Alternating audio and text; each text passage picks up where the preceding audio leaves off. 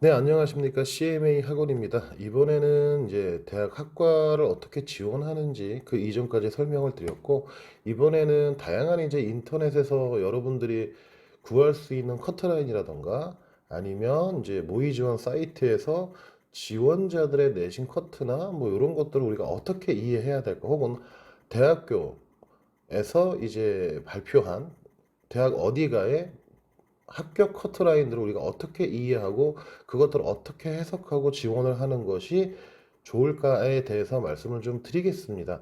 실제 커트가 그것이 아닐 수도 있기 때문이니까요.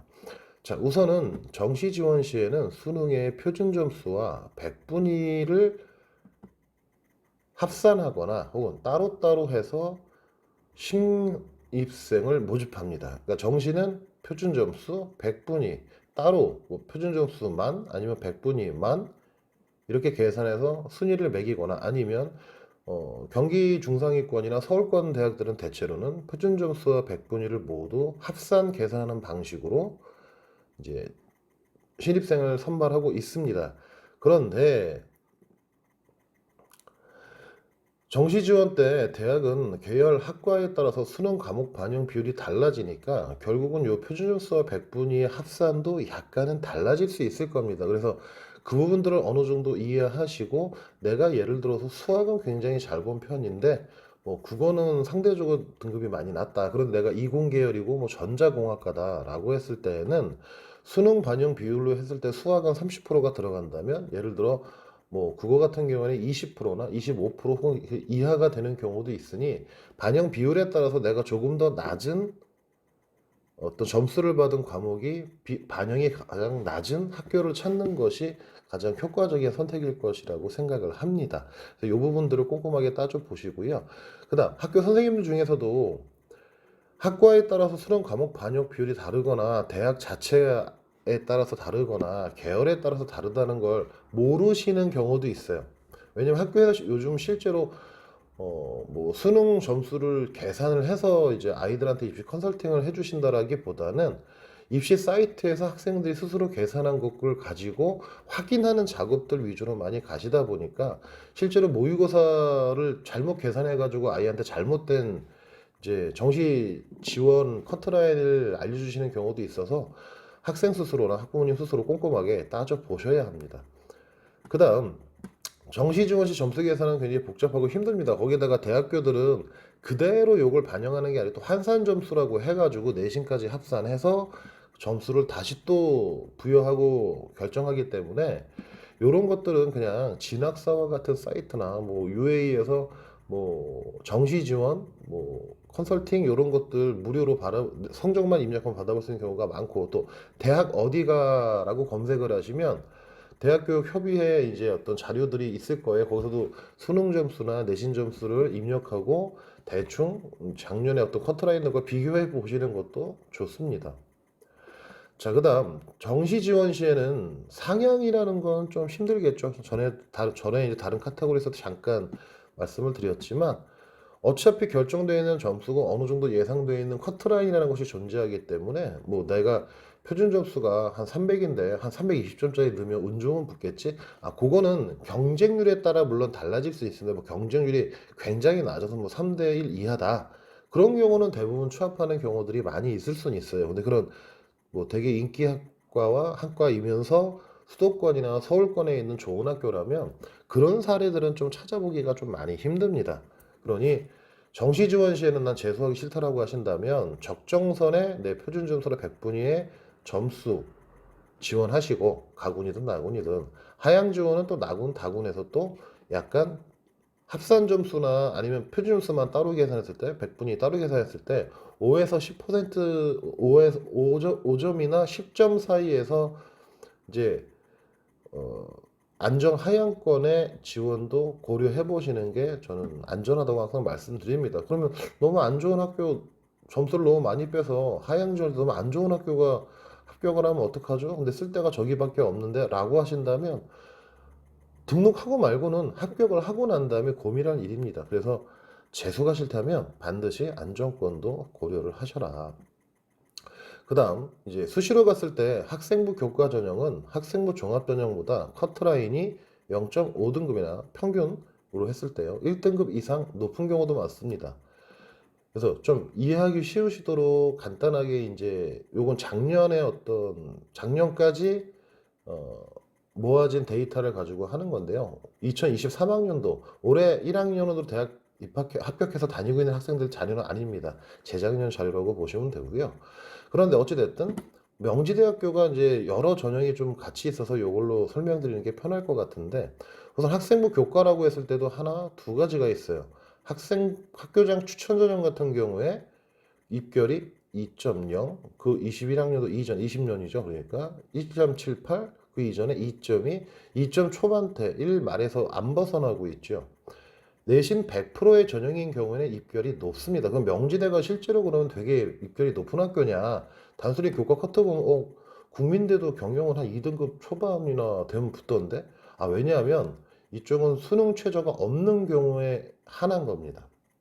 명지대학교는 수능 최저가 없었던 시절이 있거든요. 그래서 급격하게 올라가는 겁니다. 그다음 학생부 교과에서도 내신에다가 면접을 보는 경우는 뭐 경쟁률 좀 많이 높아지긴 하지 이렇게 높긴 하지만 커트라인이 5까지는 안 되지만 2.44, 0.4 이하가 낮고요. 여기는 0.5 거의 차이가 나고요. 여기도 2.4, 0.4 정도 차이가 나죠. 그래서 이렇게 커트라인이 떨어집니다. 그다음 반면에 명지대는 좀 다양한 전형이 있어서 제가 이거 보여드린다고 했는데 학생부 종합 전형 패턴도 두 가지가 있었습니다. 작년까지. 그러니까 명지 인재 서류 전형이라고 해서 면접은 없이 면접도 없고 아무것도 없고 그죠? 서류로만 그러니까 자기소개서하고 그다음에 생활기록부만 가지고서 전형을 한 경우였어요. 그러니까 학생들 입장에서 좀 편한 전형이겠죠. 그리고 작년에 처음 생겼기 때문에 그 이전의 데이터는 없고 2.9등급까지 이렇게 나온 걸 알 수 있습니다. 재작년에 나온 거죠. 작년이 아니고 죄송합니다. 그래서 2.9까지 떨어지니까 실제로 거의 1등급 차이가 나죠. 근데 여기에다 다시 또 서류만 가지고 뽑는 게 아니라 1, 2차 전형이 따로 있는 1차 서류, 2차 면접 이렇게 되는 전형, 인재 면접 전형 같은 경우에는 커트라인이 굉장히 많이 떨어지는 걸 볼 수가 있죠. 뭐 1.2등급 정도 차이가 납니다. 여기는 1등급 이상 차이 나죠. 물론 제일 높은 걸로 따지면 요걸로 따지면 한 0.7, 7.6 여기도 꽤나 많이 떨어졌던 걸 알 수 있습니다. 더 전반적으로 많이 떨어져 가고는 있는데 이게 커트라인이 떨어진 이유는 뭐 다양한 해석 방법이 있겠지만 그건 지금 논하지 않겠습니다. 어찌됐든 말씀드린 것처럼 교과보다 학종이 커트라인이 좀 낮다. 그럼 명지대가 하위권, 서울에서도 하위권 학교라 그러는 것이냐? 동국대 사례도 같이 보여드릴게요. 동국대 같은 경우는 학생부 교과 전형 형태가 재작년에 하나 있었죠. 그래서 학교장 추천 인재 전형 해가지고 이렇게 입결들이 드러납니다. 근데 똑같이 경영학과로 제가 찾은 거거든요. 그럼 명지대보다 커트가 낮죠? 아, 희한하네. 네, 최저가 있습니다.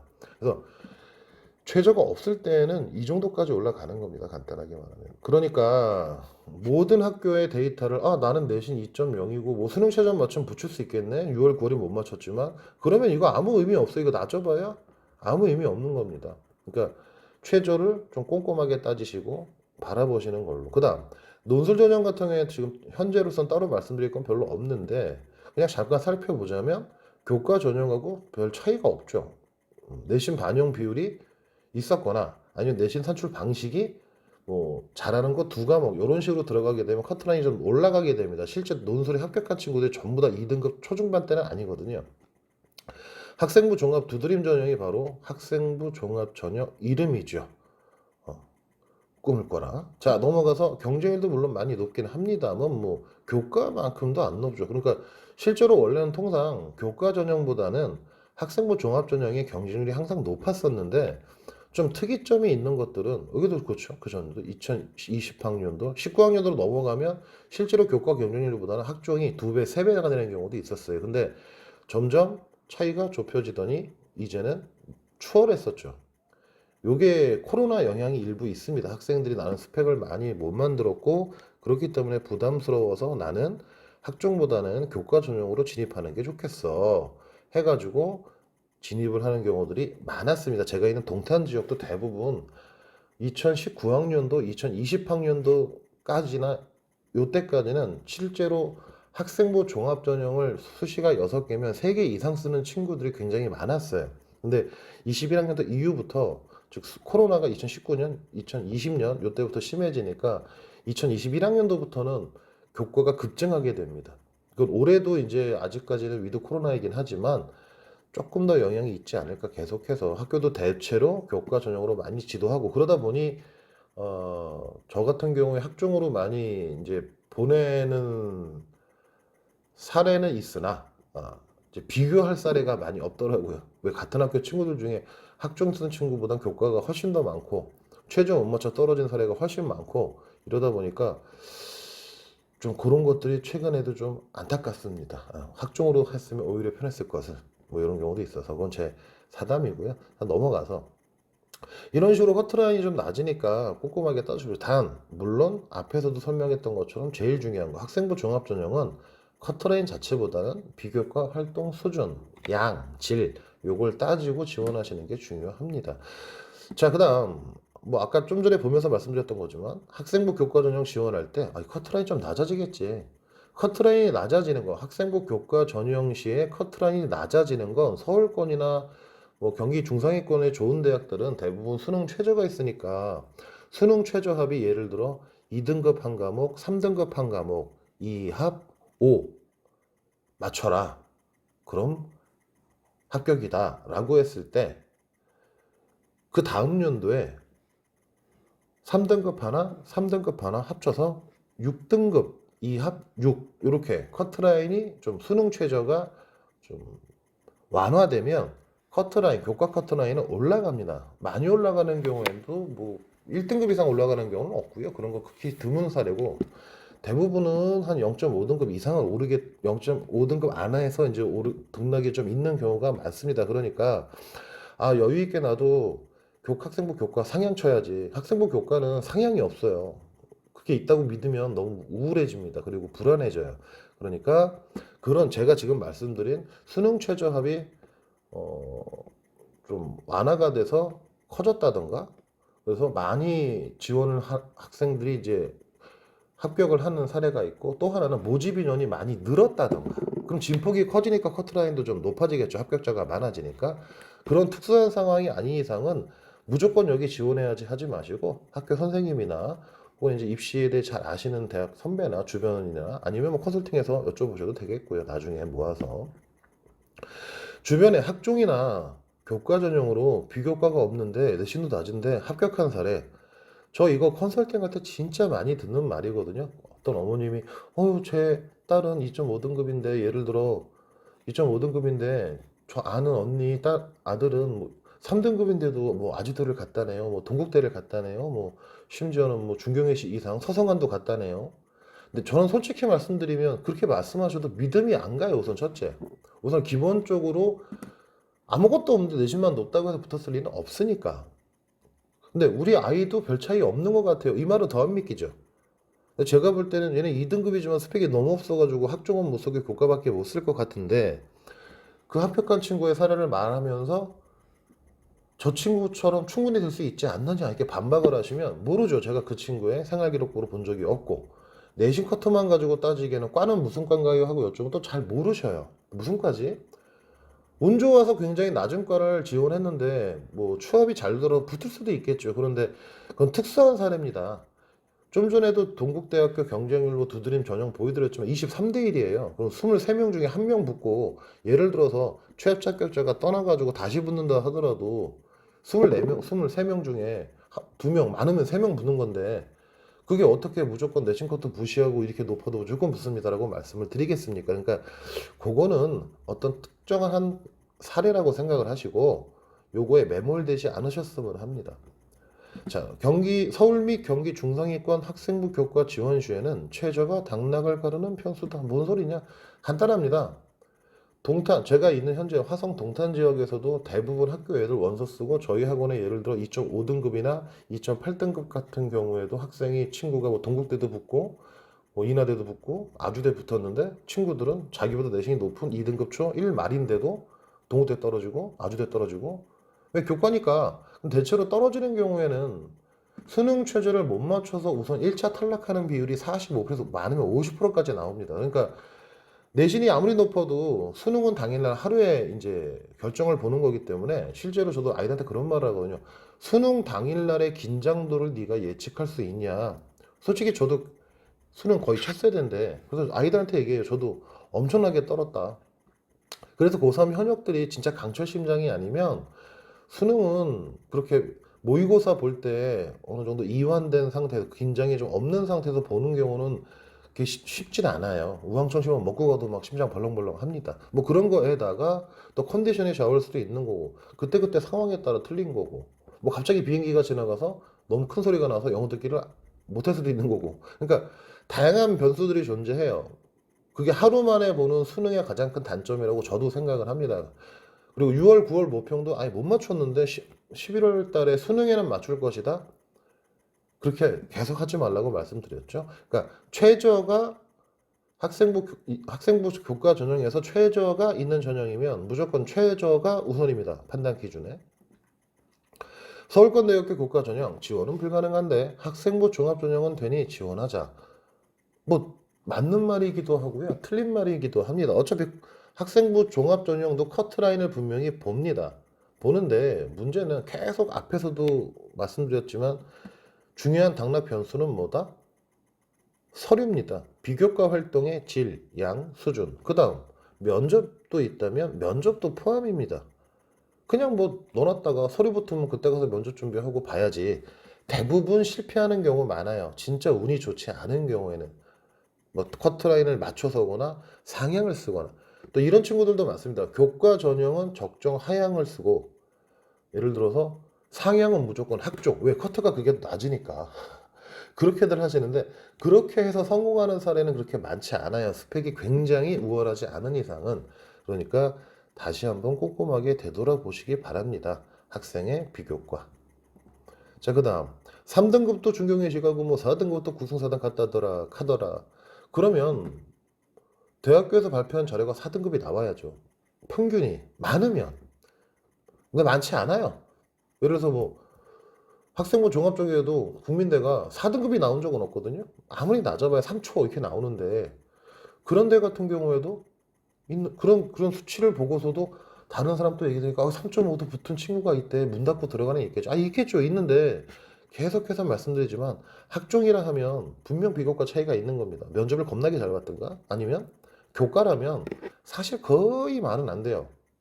앞에 사람들이 다 최저 못 맞추고 내가 최저를 맞춰서 정말 예비번호 운 좋게 돌았다. 뭐 이러지 않는 이상은. 그리고 그게 몇십 명, 몇백 명이 나오는 것도 아닙니다. 굉장히 극소수의 사례일 수 있습니다. 그러니 저는 이 부분을 가지고서 네, 할 수 있어요. 무조건 합격합니다. 저희 학원 등록하세요. 라고 말씀드리지 않아요.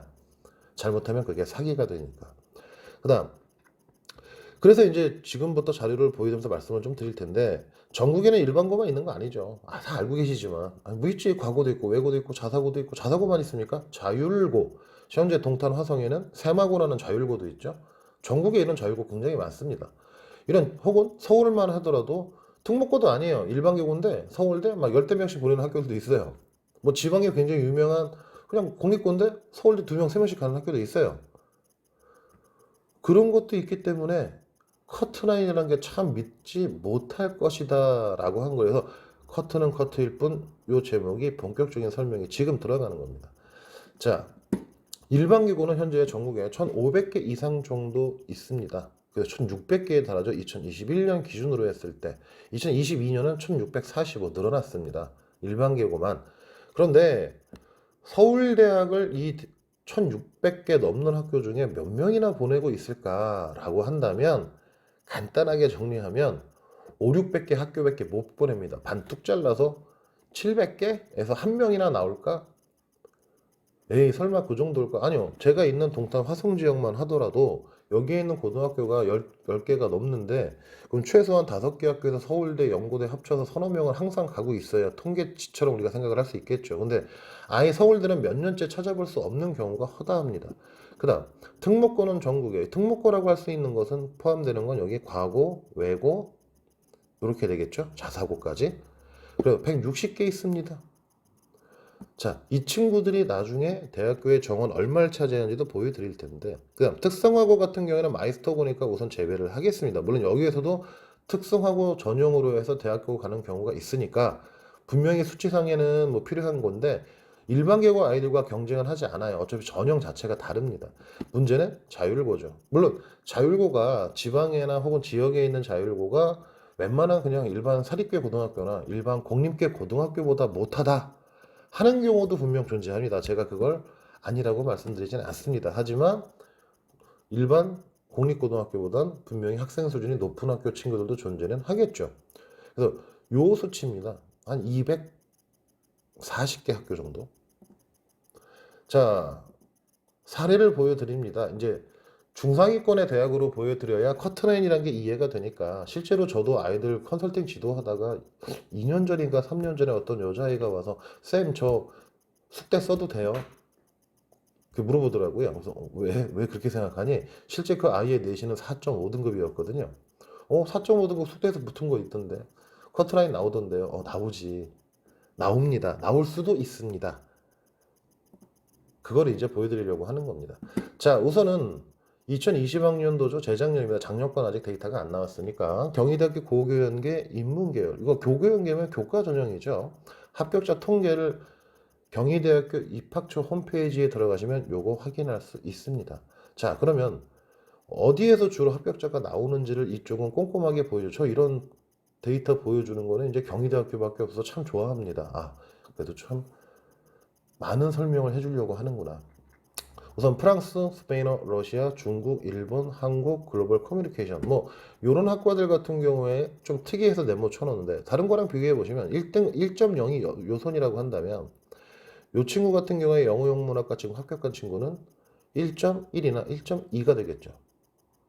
그 다음 요 중간쯤에 있는 학생들은 1.5 정도 될 겁니다. 국어국문학과 그럼 1.5에서 2.1까지 합격선 나온다 교과에서. 물론 최저도 있으면 최저도 맞춰야 되겠죠. 뭐 그런 것들까지 감안하는데 여기는 지표가 굉장히 넓죠. 3등급까지 있습니다. 여기 3등급에서 거의 잘 안 나오죠. 2점 아무리 낮게 잡아줘도 5까지. 근데 요걸 평균 냈을 때 1.9가 나온다는 거고. 근데 3등급 이하까지 늘어지는 과들이 존재하죠. 혹은 3등급에 거의 맞다 붙어 있거나 일본어과, 스페인어과, 프랑스어과, 러시아어과는 아예 지표 자체가 그렇게 많지 않고 뽑는 인원도 그렇게 많지 않아서 자, 이러한 경우들은 왜 발생하느냐? 외국어 애들이 주로 지원하니까요. 일반기구에서 프랑스, 스페인, 러시아, 중국어, 일본어, 한국어 물론 전혀 지원하지 않는다는 건 아닌데 수요가 그렇게 많지는 않죠. 언어가 그렇게 강하지 않을 테니까. 근데 어찌됐든 이런 포인트를 보여도 그래서 아무리 낮아도 외고에서 지방권 외고든 수도권 외고든 한 3등급까지만 쓴다. 여기 외고 애들은 2등급 때는 지방권 외고거나 뭐 자율고나 이런 친구들이 쓴다. 아니면 대부분 요 앞에 있는 애들 일반계고다. 실제로 교과 전형은 일반계고 학생들이 유리하다고 하는 거죠. 내신 따기가 특목고보다는 쉬울 테니까. 자, 그다음 그래서 이런 학과들은 근데 굉장히 높죠. 이가 아예 없습니다. 자율전공학부, 정치외교, 행정 여기는 일반교구 애들이 어마어마하게 많이 지원한다는 걸로 저는 예상을 하고 아예 2등급 이하는 존재하지 않는다. 그러니 커트가 굉장히 극상위권으로 형성이 되는 거죠. 자, 그다음 요거는 이제 자연계열입니다. 자연계열 같은 경우에도 사실 큰 차이가 없어요. 비슷하게 인기학과 뭐 이런 것들 해서 굉장히 높죠. 간호학과부터 그 다음에 2등급 이하가 없죠. 생물학과 요즘 많이 뜨고 있죠. 뭐 화학과, 물리학과. 근데 수학과는 왜 좋냐? 옛날 교직이수 했어가지고 아들이 이제 사범대 안 가, 사범대로 왜 교직이수가 있으니까 사범대 진입을 못하는 친구들도 가는 경우도 있고 아니면 그냥 대학 내임 따지고 지방에서 내신 커트 높은 애들 쓴 경우도 있을 거고 그래서 이런 것들을 보이고 그나마 이제 취업이 좀 유리하다고 할 수 있는 이런 학과들은 어찌됐든 높은 성향을 보죠. 물리학과는 좀 예외이긴 하지만 자 어찌됐든 커트라인 이렇게 형성됩니다. 그러니까 거의 일반 계고만 이렇게 옹기종기 모여 있다고 보시면 되겠죠. 자, 그 교과 전형 형태는 이렇게 높습니다. 그런데 네오르네상스는 학생부 종합 전형이다. 그러면 교과 전형으로 편하게 학교 가보자 하는 1등급 대 학생들 혹은 2등급 초반대 학생들이 혹은 3등급 대 학생들도 막 쳐다보다가 좌절하잖아요. 커트가 안 되네. 최저도 힘드네. 그럼 어떡하지? 그럼 네오르네상스 학종이 뭐지? 찾아보게 됩니다. 진폭이 굉장히 넓어지죠, 이제. 그러면서 커트라인 형성이 굉장히 말도 안 되게 낮아집니다. 그러니까 아까 말씀드린 것처럼 한 아이가 와서 4.5인데 숙제 써도 돼요? 하고 물어보는 이유가 이런 것들 때문입니다. 낮죠? 굉장히 낮습니다. 그러면 어라? 제가 아이한테 그 말을 해줬죠. 4.5등급이 진짜 붙을 수 있으면 니네 학교 선배들 중에 3등급은 웬만하면 다 숙대 갔어야지. 왜 못 갔을까? 그 친구는 그러게요. 자, 그걸 보여드리는 겁니다. 1등급에서 2등급 때 없습니다. 거의 없죠. 그러니까 일반 계고에서 1등급 때 2등급 안쪽에서 극상위권 애들은 레오르네상스 안 씁니다. 잘. 그렇다는 얘기죠. 특목고 당연히 안 쓰죠. 특목고 지방 외고라고 해도 당장 이 동탄 화성 저 일하고 있지만 근처에 있는 뭐 수원 외고 학생들만 하더라도 3, 4등급이 실제로 중경외식급을 많이 쓰거든요. 그러면 당연히 없는 겁니다, 이거. 그럼 여기 다 뭐냐? 언어학이니까. 외고 애들 전멸. 그러니까 일반계도 안 써. 근데 합격하는 애들은 2등급부터 나와. 그럼 일반계고는 2등급부터 쓰기 시작한다는 거죠. 근데 합격하는 선이 더 진해지는 건 점점 어디다? 3등급부터 진해지죠. 특히 요런 거. 응용통번역과 영어. 그 다음에 요거 중국어과 아예 압도적이죠. 일반계고 애들은 어쩌다가 여기 압도적으로 4, 5등급까지 심지어 서울권의 유명한 뭐 외고 중에 중국어과 다니는 친구들은 그냥 프리패스권 6등급 이하까지도 들어간다는 얘기겠죠. 그러니까 우리가 등급 평균을 이렇게 이해하셔야 됩니다. 그러니까 무조건 낮으니까 지원 가능해 라고 생각하시면 안 돼요. 그런데 여기 높은 학교들 있죠. 학과들 있죠. 2.5, 2.5, 뭐 상대적으로 높은 겁니다. 교과 전형으로 비교했을 때는 뭐 얘가 훨씬 낫겠지만 학종인데 다른 과들에 비해서는 그래도 어느 정도 준수하게 높은 편이죠. 얘네가 좀 인기 학과들이고 최근에 인기를 끄는 뭐 그런 학교들은 1등급 때 1.2, 1.4, 1.5, 1.6, 1.7, 1.8 이런 식으로 1등급 때 옹기종기 있죠. 2등급 극초반 옹기종기 모여 있습니다. 아마 일반 계고나 혹은 지방의 조금 낮은 자율고 학생 친구들이나 이런 친구들의 합격 비율일 거라고 예상을 하는데 밑에 3등급 이하 같은 경우에 여전히 존재하죠. 요게 자율고 혹은 외고 이런 친구일 수도 있는 거죠. 국제고 이런 거. 자, 그다음 또 하나 20계열도 마찬가지입니다. 똑같이 얘는 더 심각하게는 7등급 찍고 여기 오니까 6.4등급까지도 나오죠. 정보 디스플레이 학과 같은 경우에 진폭이 뒤에서도 많이 늘어지죠. 이렇게. 근데 인문계와는 좀 다르게 공이 좀 뜨문뜨문 있어요. 3, 4등급에 이렇게 몰려있는 과가 없네요. 앞에서는 영문과 같은 경우에는 옹기종기 모여있는 게 있었죠. 그러면 20계열은 왜 없느냐? 20계열에서 3, 4등급이나 이런 애들은 수능으로 뭐 유니스트, 지스트, 포스텍, 뭐 그다음에 에너지 공과대부터 시작해서 그런 쪽 이제 수능으로 지원해서 가는 경우도 꽤 있고요. 수시로도 한 2등급 때 이하부터도 과거 같은 경우 3등급 이하부터도 합격하는 사람 굉장히 많을 겁니다. 좀 이따 다른 데이터를 또 한번 보여드릴 텐데 그러다 보니까 여기는 자율고, 자사고 아이들 비중이 높다고 보는 게 맞겠죠. 앞에 여기 옹기종기 모여 있는 거 일반 계고에서 1등급부터 한의학과는 뭐 당연히 높은 거니까 2등급 아래로는 거의 없을 거고 요 진폭 같은 경우에 2등급, 3등급 정도에 이렇게 몰려 있는 경우들은 대부분 인문계열 학교 아이들인 경우가 많습니다. 실제로 특목고 비율은 그 밑에 있는 비율이 굉장히 적어요. 그러니까 이 학생부 종합전형에서는 이렇게 화학공학과는 실제 일반 계고가 1.5등급 정도에서부터 2등 2.3, 4 정도까지가 합격 가능선이고 밑에 내려가면 웬만하면 서류 넘기기 힘들다 이런 느낌을 볼 수 있는 거죠. 그래서 제가 이런 것들을 좀 아이들한테 쉽게 해서 이해시키기 위해 이런 표현을 씁니다. 너 일반 계고야 수능 최저 맞출 자신은 없어. 높은 학교들은 2합 4, 뭐 3합 6이니까 그럼 너는 어떻게 할래? 지원할 때 교과 경희대 꼭 가고 싶다면 학생부 교과, 학생부 종합 다 쓸래? 하나만 쓸래? 두 개 쓰는 경우가 많습니다. 그렇게 생각하시면 됩니다. 자, 그 다음 이런 것들 지표를 보시라는 거죠. 늘어진다, 높다, 몰려있다, 일반 계고다, 요거 특목고 자사고다 이렇게 보시면 됩니다.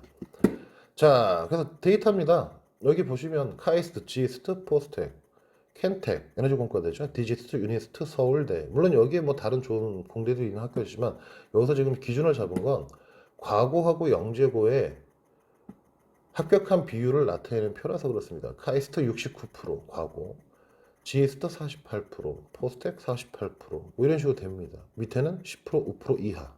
굉장히 적죠. 제가 우리는 경희대 자료를 좀 전에 봤으니까 경희대는 어떻습니까? 1%.